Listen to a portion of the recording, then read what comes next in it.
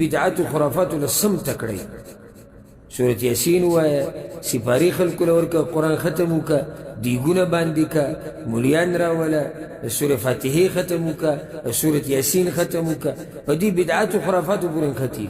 وایي لاس اوچت که الله ته وجاړه وایي الله زما دا مړی وبخه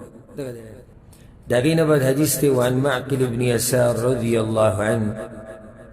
قال رسول الله صلی الله علیه وسلم وی پیغمبر صلی الله علیه وسلم دا خبره کړې ده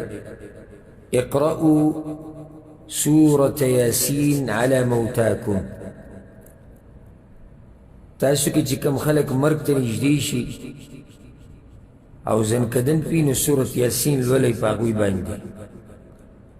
دا حدیث امام احمد راوړی دی امام ابو داود امام ابن ماجه هم راوړی دلته د موتاکم نه مراد هغه خلک دي چې هغوی مرګ ته نږدې دي لکه څنګه چې موږ سره مخکې حدیث تېر شو لقنو موتاکم خپلو مړو ته تلقین د لا اله الا الله کوي نو مړي ته لا اله الا الله تلقین ولیکي د مړي نه مراد هغه انسان چې لږ وخت کې د هغه نه مړی جوړېدونکی دی په اعتبار د هغه څه چې په ده روان دي نو مړی ورته ووایي دغه شان دې حدیث کې هم دقه دي چې یو انسان مري او ساعت یې ورته ووالده نو وایي سورة یاسین پې ولولئ دا حدیث د محققین علماو په نزد او د محدثینو په نزد دا کمزوری سنده ده صرف دومره ده چې د بعضو سلفو نه نقل دی چې هغوی د زنکدن په وخت کې د سورة یاسین تلاوت کړی دی په نورو مسلمانانو باندې چې په هغوی باندې به زنکدنو دوی تلاوت کړی د بعضو سلفو نه ثابت دی نو بعض علما دا وایي د سلفو د عمل چې را جمع کړي او دا ضعیف حدیثونه نو معنی دا شو چې عمل پرې روا دی سندن مرفوع حدیث دی کې نشتی صحیح یعنی چې پیغمبر صلی الله علیه وسلم ویلي دا کار وکړئ دا نشتی صحیح حدیث دی کې نشتی کمزوري حدیثونه پکې شته خو د بعضو سلفو نه ثابت دي که بالپرستو کې ووایي نو انشاءالله حرج به پکې نه وي خو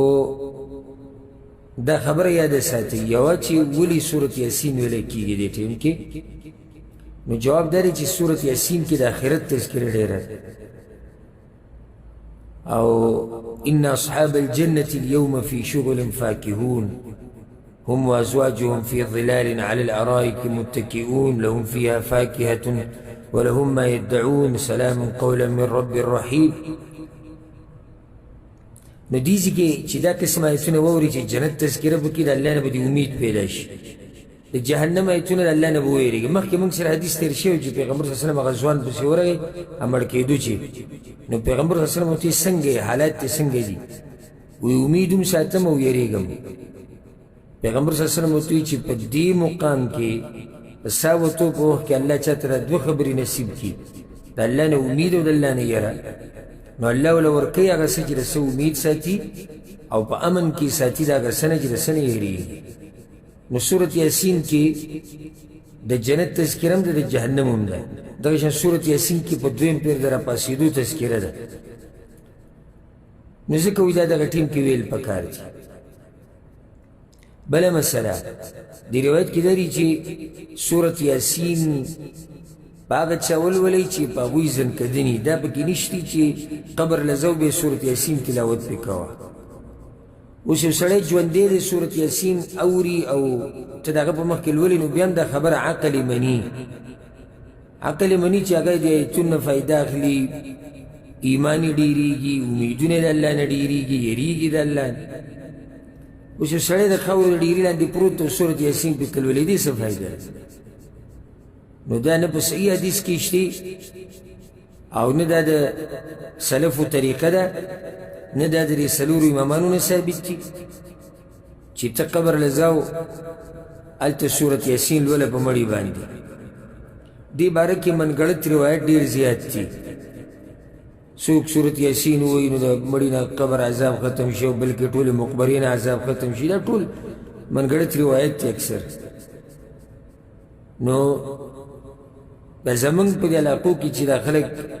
قبرونو له ځي خصوصا دا زنانه او هلته سورت یاسین تلاوت کوي دا عمل بدعت دی بې دلیله کار دی بې دلیله قرآن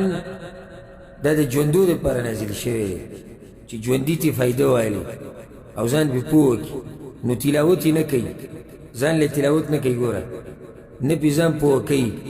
نه په درس کې کینی نه ترجمه او تفسیر یې زده کوي نه یې یادوي دا ټول کارونه داسې ورته کړي دي خو چې یو انسان مړ شو د هغه په قبر بیا ولاړ سورت یاسین وایي وایي ته تې فایده واله ته یاد که ویې ګوره تفسیر یې ووایه راغلی قبر خوا ته ولاړې مړي ته وې او دا چې موږ مړي ته وبهو مړي ته د هغه اعمالو ثواب رسي چې هغه ثابت دي د پیغمبر صلی الله علیه وسلم نو د هغې تذکره به تفصیلا په خپل ذکر راشي چې هغه کوم اعمال خو په هغې کې دا عمل نشتی چې ته د قرآن بازي څه ووایې او بیا مړي ته وبخه دا عمل نه ثابت د پیغمبر صلی الله علیه وسلم نه او نه د سلف صالحینو په مړي باندې ډېر مینې دعاګانې ورله غواړه د ټولو نه فایدهمن شی چې مړي له فایده ورکوي د هغه لپاره دعاګانې وغوښته د ټولو نه فایدهمن او مړی ورته انتهایي ضرورت لري هغه عمل دې بدعتیانو پرېښودی نادرا به د چا د خولې نه واوري چې زموږ هغه مړی دی الله وبخي خو دې بدعاتو خرافاتو له سمته کړی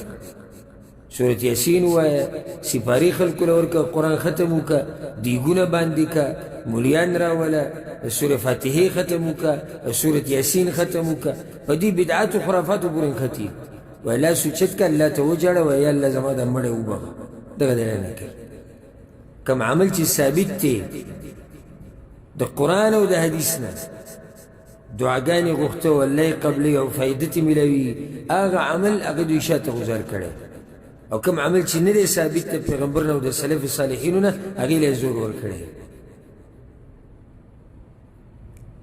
دغه شان دا فایده مخې ته راغله ما تفسیر په درس کې ذکر کړی چې د سورت یاسین خپل خاص فضیلت ګوره نشتی یو حدیث کې راځي لکه سورت یاسین د قرآن زړه دی دا سندن کمزوری حدیث دی یا وی د قرآن ناوی ده دا هم کمزوری حدیث دی او څوک چې سورت یاسین وایي الله ولا حاجتونه ټول پوره کوي دا هم کمزوری حدیث دی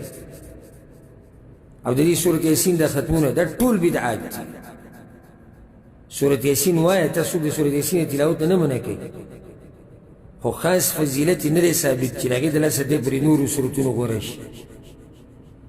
زمونږ په دې بر صغیر علاقه کې دغه ملکونو کې خواوشه دغه سورت یاسین له سم زور ورکړی او سورت الرحمن او د دواړو په باره کې خاص فضیلت صحیح حدیث کې نه ثابت بعضو سورت یاسین وړوکی ورته کې راغستی دومره یې دي ګوتې امره داسې ټوغه کول دي په قرآن پورې بعضو علماو دا خبره لیکلې دا وړوکي قرآنونه چې دا دومره دا و استهزا ده په قرآن پورې نو چا دومره قرآن دومره سورت یاسین به راغستی بټوه کې به یې کول